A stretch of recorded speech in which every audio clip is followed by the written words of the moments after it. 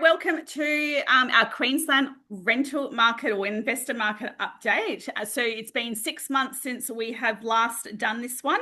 I think 6 months is quite a good time frame to do in between because I think it gives you some real solid changes that have been happening as opposed to doing them too frequently. So if you are listening to this, you might be an investor in Queensland or maybe you're looking to invest there. Joining me today, I have Talisha, Felicity and Deb, and they all covered some different areas of Gladstone, of Queensland. I'm looking at Talisha as I say that.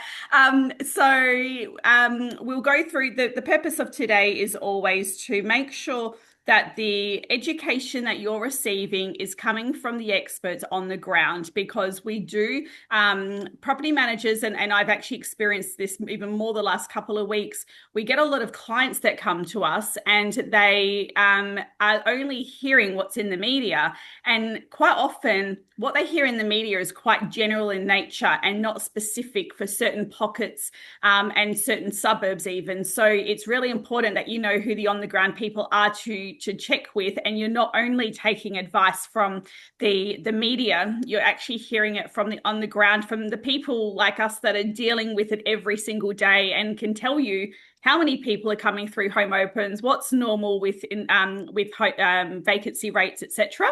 And that will help you make a more calculated decision. So if you are looking to invest, or if you are investing in Queensland, these are the ladies that we have on our preferred network.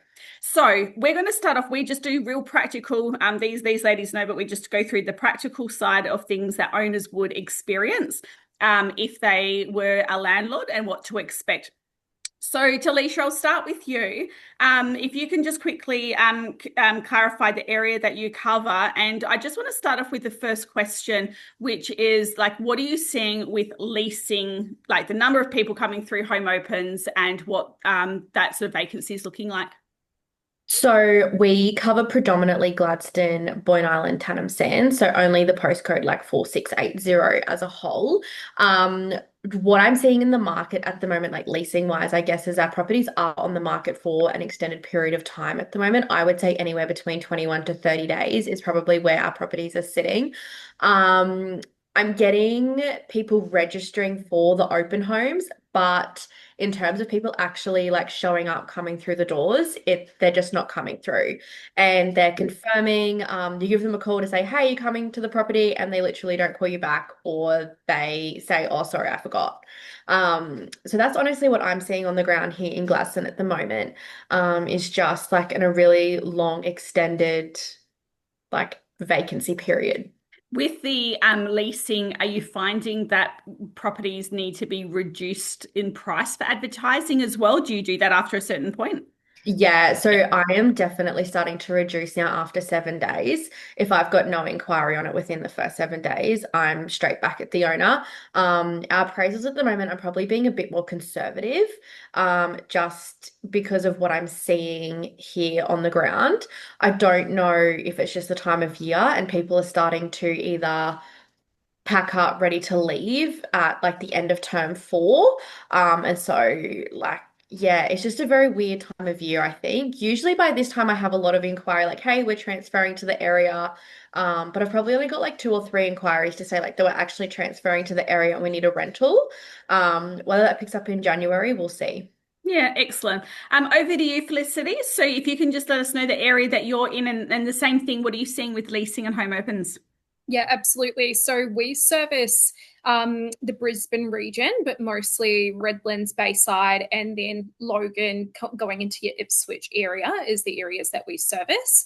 In terms of leasing, it just depends on the type of property that you're taking to market. I'm finding most properties in these regions are leasing within the first week, maybe second week, just depending on the inclusions and the price point. But we are noticing a huge trend at the moment for dual living properties as well. So properties that might cater for 2 families or intergenerational families, they are getting a very high price and renting very quickly as well. So it just depends, but most properties will lease first or second week if we have a really good marketing strategy. Are you with the dual key, are you still renting them out as a whole, but the tenant can use that as the benefit of the dual key, not separating it? Yeah, so not So more like maybe a double-story house, and downstairs has got further bedrooms, kitchenette, etc. That's what I refer to as a dual living, Okay. or maybe a house that's got a granny flat extended to it. So we rent it out as one whole, and you might have the grandparents that live downstairs, or maybe the brother and the sister that are saving for a home deposit, they use downstairs, but you get a much higher price point, and we're seeing that those homes are renting quite quickly. It also gives families an opportunity at the moment to combine their income, because obviously rents have increased substantially in Brisbane. So some families are struggling to keep up with that, so they're deciding to move in with family, get a larger house, and combine their income for that as well. Interesting, because over in Adelaide, when we did the update, it was quite interesting because Sky was saying how she's finding that the unique homes, which are the larger homes that are suitable for multi-generations, are really the ones that are standing out in the market. And it's interesting that that's come around to you guys, like those ones are the standouts. And it's good just to clarify that dual key, because I guess if investors are in WA, a dual key is considered a specific home that has two entrances. So then we rent out one side as a 2x1 and the other side as a 2x1. So it's it's good. Like a duplex. Yeah. So not duplexes. I find that duplexes, they just go through their normal process. They can have pros and cons. These will be larger homes that have a granny flat, or they've got downstairs. They go like hotcakes. And sometimes, like I rented one this week, first inspection, 15 applications, and they got $700 more in rent compared to just a stock standard house in that area. So they are very good for investors at the moment. Yeah, big difference. It's like we need to do a dictionary, I'm thinking, for investors with the difference in each states, because one thing that I always get thrown out is we have reticulation here. And everyone's like, what's reticulation? Like, do you guys know what reticulation is? Yeah.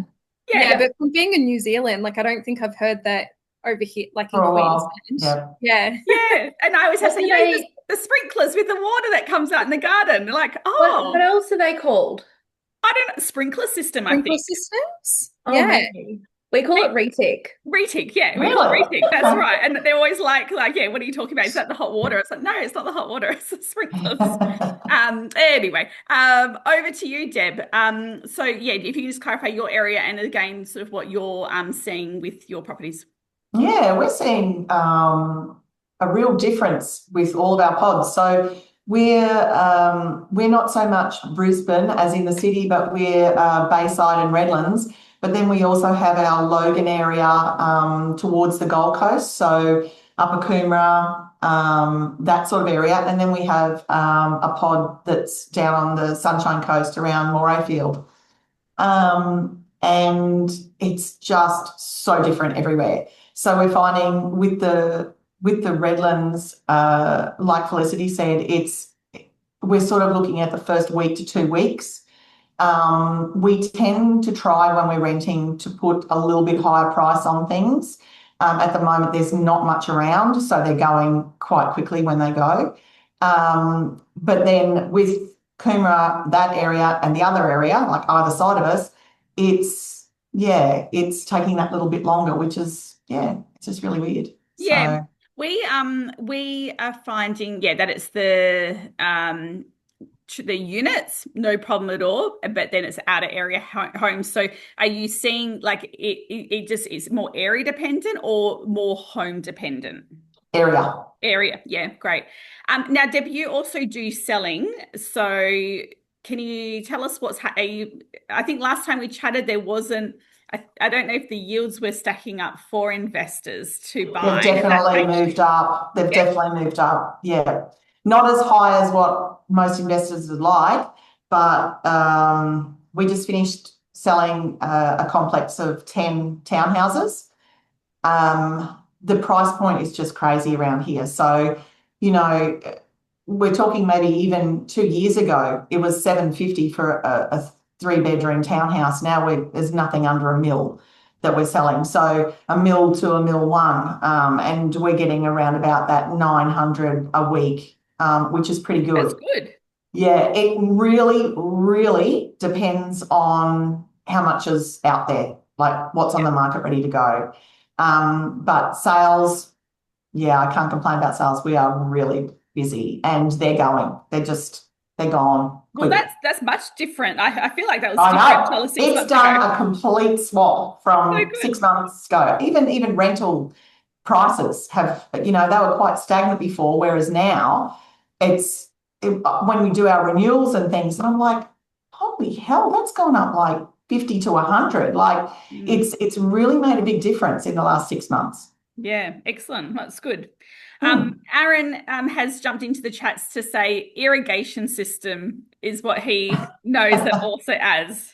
So thanks for throwing that in. Okay, back over to Talisha. I now want to just talk about the lease renewals. It has been a little bit of this is where I feel like it gets tricky with clients and with investors and expectations around renewals. And I assume we sort of, I don't know if this is normal, but I assume sort of we all run with the same, you want to keep it a little bit under market rate to keep a tenant. We don't want a tenant to move. And, if there is a problem tenant and you don't have you don't, not a problem tenant, how do I word this correctly? If you, like an owner's got the right to go to market rate for a property, but you sort of want to weigh up the risk of, is it worth Hmm. losing them, or do you want to drop it a little bit to keep them? Because I do always say the only person that wins in a lease, like a tenant vacating, I think, is the agency because of the changeover fees. So it needs to make sure it's a financial decision for the owner. So Talisha, I just want to go into those lease renewals. How are you finding? What sort of increases are you finding with renewals? Are they going backwards, staying the same? Anything massive? We had probably my lease renewals for, I think we've finished December and we're pretty much through January now. But the December renewals, we kept a few the same, just because it wasn't worth losing the tenant over. And owners were really happy with, and even if we like gave them the CMA and said this is where the property's sitting, I had probably like 2 or 3 owners come back out of all of December and say, no, we're going to keep it the same because it's not worth losing the tenant over like a $20 to $30 rent increase. So I did have a few owners keep their rents the same, but my January renewals, I'm seeing anywhere between like a $30 to a $50 rent increase, That's pretty good. which is still really good for our area. Anything with a pool and a shed as well is just like it's renting. Like I know that you guys said like it's very area dependent. Ours is probably a little bit similar. Like anything down here at Tannem and Boyne is probably like flying off the market. But anything in Gladstone is probably a little bit more stagnant. But anything with like an in-ground pool is just gone. Like it'll be gone in like 2 days. But yeah, our lease renewals, we've definitely suggested to some owners just to keep them the same because it's not worth losing the tenant, and like what we're seeing of like the quality of tenants that we're seeing down here on the market as well is, yeah, it's just not there right now, and I don't know what's going on, but I think I truly believe it's just the time of year. Yeah. And that's the thing. We always have to come back to, is this a normal seasonal experience? And this is a problem. These investors, a lot of investors, they haven't been through the waves of all the different markets. And Yeah. we as agents, I think all of us have been through those waves. So we've been when they've been low, we've been where they've been high. So we've been when there's like long vacancy. So it doesn't really throw us. But I guess we have to remember we have got a bunch of investors who only know high rentals, like quick turnarounds. That's all they know. They don't know any other way. So it's No. like it's really real education piece. And I'm even finding sometimes even some property managers in the industry as well, they've never experienced a market where rents go down or up too much. They might not even know what to do. Like I might have a property manager who doesn't know what to do in a rent decrease, sorry, because she's never had to put the rent down. So Yeah. Yeah, and like when I started my real estate career 11 years ago, we were in a boom. So like Gladstone was literally booming when I started my real estate career. And then after 12 months, I had people coming in going, I got made redundant. We can't afford to pay rent. We have to leave. And I've got this $700 a week property that's technically a break lease, but it's actually only worth like $400 a week now. So we had to work that market and just swim basically and find our feet. And then when I moved and I went to Brisbane and then I come back just as our market was probably like starting to come up again. So we hit rock bottom and then we started to climb. So I guess probably now is all I really know is like that climbing market. But I did work a wave in Brisbane where I was doing rent decreases and things like that. So it's very interesting. And it's It not like is. our market's going down, it's just kind of stabilized. It's it's just it truly is just dependent on the property. Like if you have a 4 bedroom, 2 bathroom, double lock up with a shed, that will be gone tomorrow, Yeah.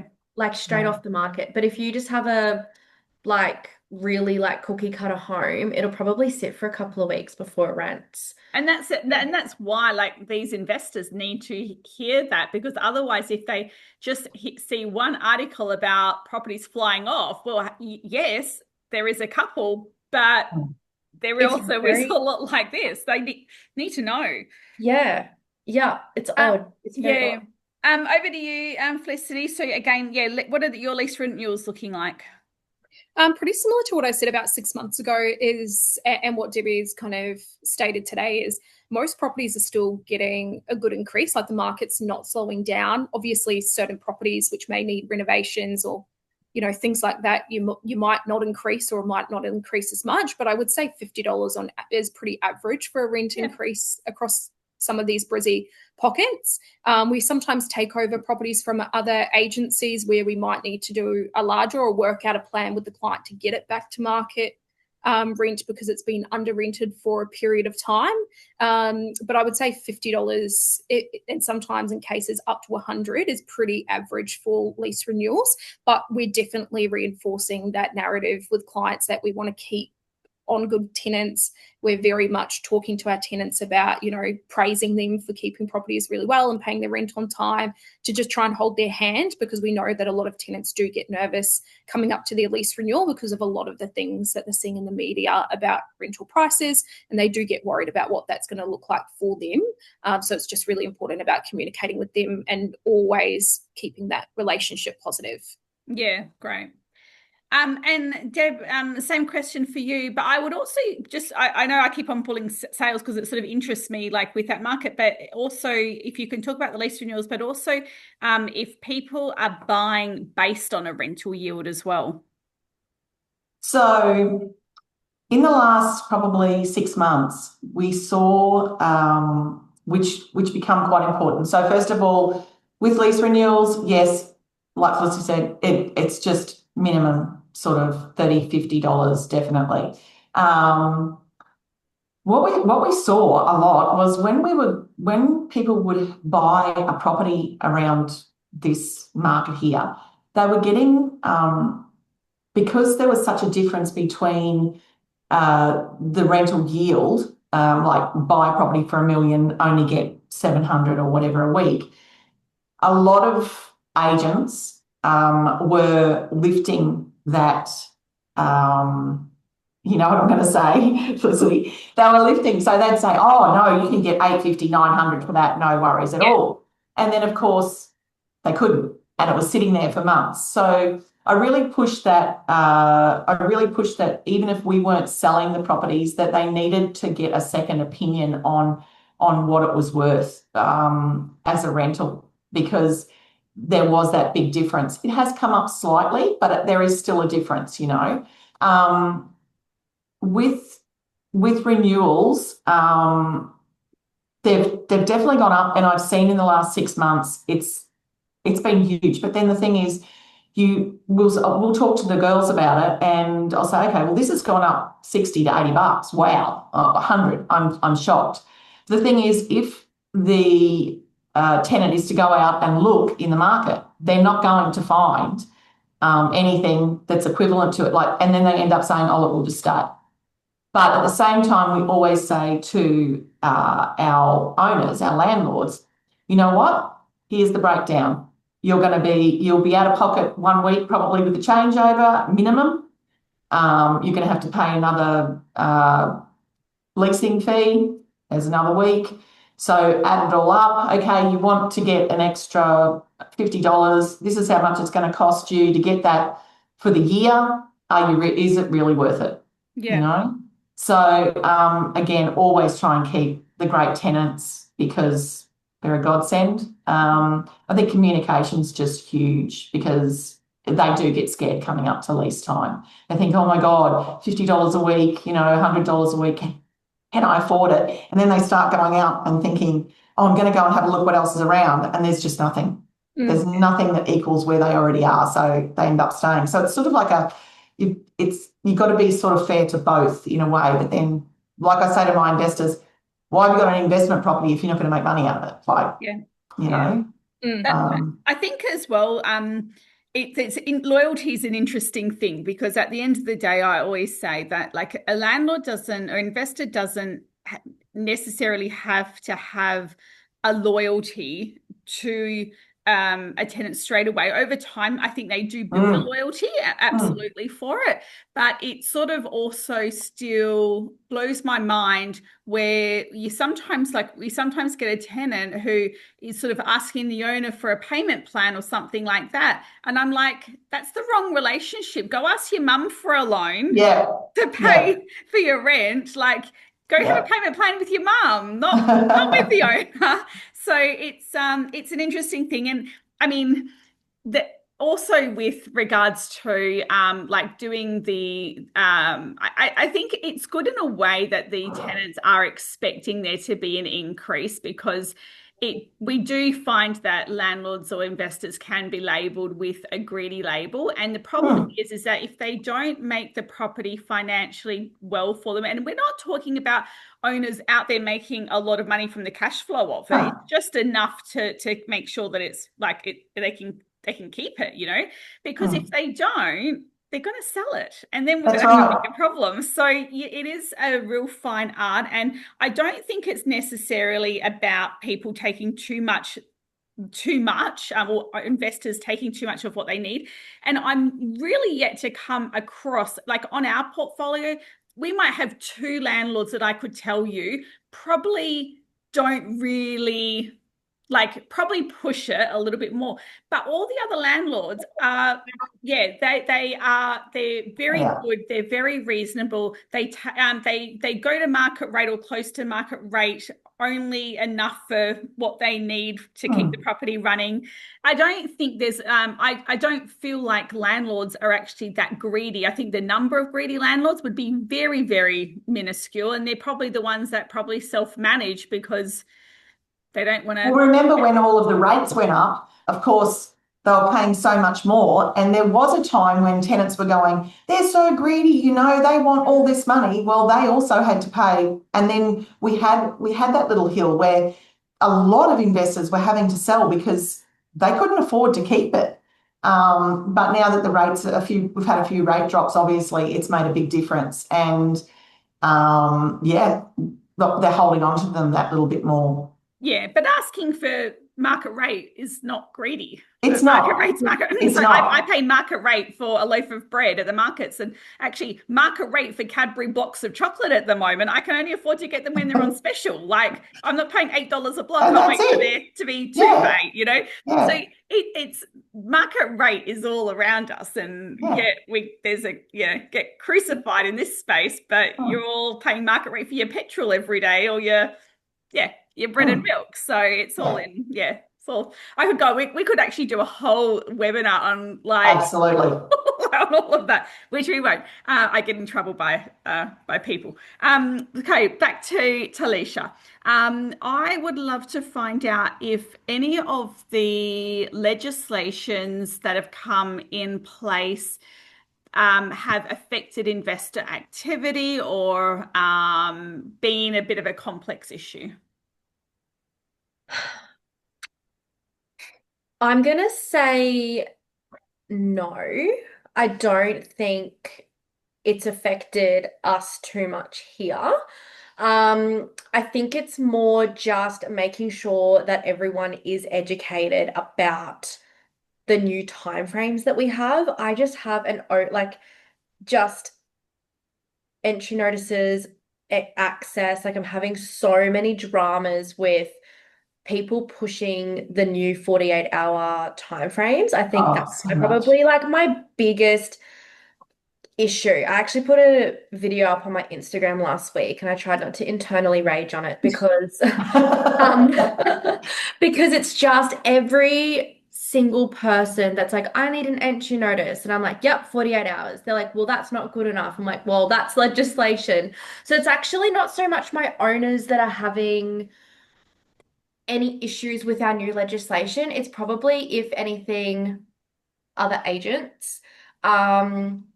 That still think that 24 hours just applies to them Okay. and Yeah. that the 48 hours doesn't, they don't need to follow that. So it isn't affecting anything to do with our properties here. It's, if anything, it's just other like An agents. internal education, maybe. Yeah. It is, yeah. And honestly, my owners are cool with it. My owners are like, okay, cool, no Mm. worries. So now we're just pre-planning like when they can increase the rent at the lease renewal, or we're bringing their properties back into when they can have a rent increase instead of having to write the rent increase into the lease agreement. Because obviously, a lot of properties, we were doing 6-month increases at one point. So a lot of properties could have been on a 6-month lease, but then when that came into play last year with how it's attached to the property and attached to the tenancy, I've got a lot of tenants that might have a lease renewal due in November, but the owner can't increase until like the following June. Mm. So it's just making sure that we can try and bring some of those properties back into a June let so they can increase at the time of the lease renewal, just so that it helps us Processes. owners make sense of the whole situation. So Oh, yeah, that's totally. probably the only thing that we're probably navigating at the moment, but it hasn't really affected anything to do with like letting or anything. So Yeah, amazing. yeah. And I'm going to finish off with different questions for you, Felicity and Deb. Now this always comes with a disclaimer. None of us have got a crystal ball. Don't, do your own research, whatever the disclaimer is, do your own research and check your own situation. But I would love to know, Felicity, with you first, and then I'll go to you, Deb. If like, what would you say would be the most ideal investment property in your area, price point, and Yeah. rent return? Like, what would it be for you? This is actually a really hard question because 6 months ago, I sat on here and I said Red Bank Plains, like these areas, they're good. You can still get a property around the 800 mark. That's gone. Those houses, even in Springfield Lakes, are now going for 1.2, 1.3 million for a standard 4-bedroom house, which is just crazy. If you were to buy, in the Redlands area, which is our kind of our bread and butter, you would be looking between probably the 950 to 1.1. And depending on the fixtures and what that's included, if you can get a pool, probably not for that price, or if you can get in a townhouse complex that has a pool, those properties are very appealing because obviously we are a very hot climate. So yeah, I don't think I can give you a definitive answer because it really depends on the budget and what they're looking for. But if you're in the Redlands and you've got a budget 950 to 1.1, you can probably find something that's going to give you a good rental return. Okay, excellent. And I've just quickly jumped over to the attendees, and I can see I've got a couple of local WA investors. So I will just do a little mention that it's actually WA looks like a bargain right now in comparison because I don't need to spend $2 million. But Gladstone looks like a bargain compared to that. We can still get something for like 580 to 600,000. Yeah. That's really This decent. is like when I say a million, that's like a 3-bedroom townhouse that's Yeah. going for $1 million. Minimum. Deb and I just actually worked on a property together, which they were selling. My client was purchasing. That was a 3-bedroom that went for high nines, no pool. So yeah, Yep. it's very hot. I can live right on the beach for like 1.1 down Yeah, here in no. Dunham. You'd want to. I've spent a Christmas in Gladstone and it was hot. Yeah. yeah, It so was. that's why, is that why they need the in-ground pool? Oh yeah. Oh yeah. Ah, okay, that Yeah. makes sense. Yeah, and everyone at the minute the temperature gets above like 25 degrees, it's like, I need to move. Do you have anything with a pool? Yeah. It's Yeah. so hot in Yeah, Gladstone. they go, yeah. But even around here, the houses with Yeah. pool go like crazy. Yeah. Yeah. They get a higher rent. People love them, especially families. So pools are always a hot commodity. Yeah, Mm. okay. Deb, what sort of would be the ideal investment property if you were to be on the market looking for something? How much would you spend and what return would you get? It's funny because, a lot of investors turn away from pools. They're like, oh my God, there's just so much drama around them. Who cleans them? Who pays for this? Who does that? But you want a pool. Like people want a pool. So it's really hard because when you've got to invest, they're like, no, I don't want anything with a pool. But do you realise that you get more money for if you do have a pool or a shed or side access is big. Yeah. So a 4-2-2 with side access is almost as big as with a pool. But again, you're looking around that mill and maybe you'll be lucky if you get 900 a week. It depends also on the block size. So a lot of like our Thornlands area and that, they're all the little tiny 350, 400 blocks. So it sort of depends on the block size and also what that property has to offer. But I'd say if I was going to go out right now and I was going to buy, I would probably look around that, even though it's gone up, Alex Hill's Birkdale area and even Cleveland. And the reason why is because the city is becoming so expensive. And anything on the train line is people are working in the city, they can still come out here. It's an hour of them sitting doing their work on the train from Cleveland to the city. There's heaps of different stops along the way.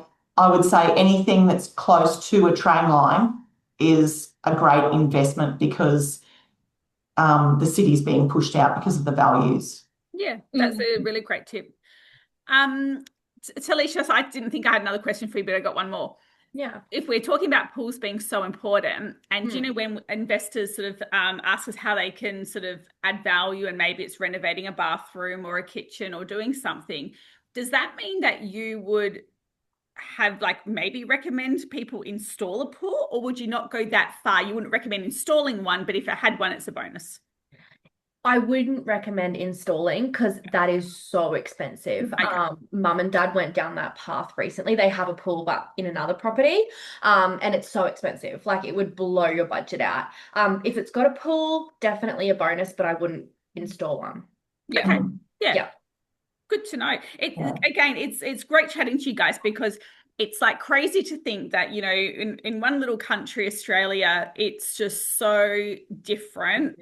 And then it's so different even in each state. And again, there's exactly the reason why it's good to just find out those intricacies like on the ground because I just, if I'm buying in Queensland, I don't know Queensland very well. It would be literally just going through the headlines. But even like, with Felicity and Deb in your areas, or actually even you, Talisha, like it's still, even in your region, it's still so different. And that's the same with us as well. So it's you really want to be doing research. Exactly. And I'm only 7 hours north, if that, of Brisbane. So I'm not even that much further north. And just two completely like vastly different markets. So Yeah. but yeah, even Bundaberg, like I was chatting with someone yesterday and they were saying like how expensive it is to buy in Bundaberg. And I'm like, I don't understand why. Like, I mean, I get it because there's probably a lot of farming in Bundy compared to Gladstone. But even then, like, it's so expensive to live there compared to Gladstone. It's more expensive to live in Rockhampton than it is to live in Gladstone. And we have a beach. So Yeah. but yeah, crazy. And like we have the income here to have the higher rents and everything like that compared to Rockhampton, let's say. But yeah, very interesting. Very Absolutely. Well, I love chatting with you guys. I know, people on the or watching this today that are present live, and obviously people in the replay. If you are looking to invest in Queensland, these, like I said, are the preferred sort of ladies on my network. So reach out to them and feel free to share this recording as well with anyone that you think it might be helpful with. Lovely chatting with you all. Look forward to another 6 months where we'll check in again and see how it's all going. I guess if I was to have a crystal ball, I would I reckon the rents are going to go more for Deb and Felicity. I reckon the rents will go up a little bit more, and then hopefully not hopefully, but the sales stock maybe stabilize. So we'll see if that can sort of catch up a little bit, which it sounds like it's done already, but we'll see if we can just get a little bit further there. So yeah. Okay. Amazing. All right. Well, thank you all for your time. Thanks, I guys. appreciate you all, and I'll speak to you soon. Thanks, Okay. Have a good Bye. day. Bye. See Yeah. you.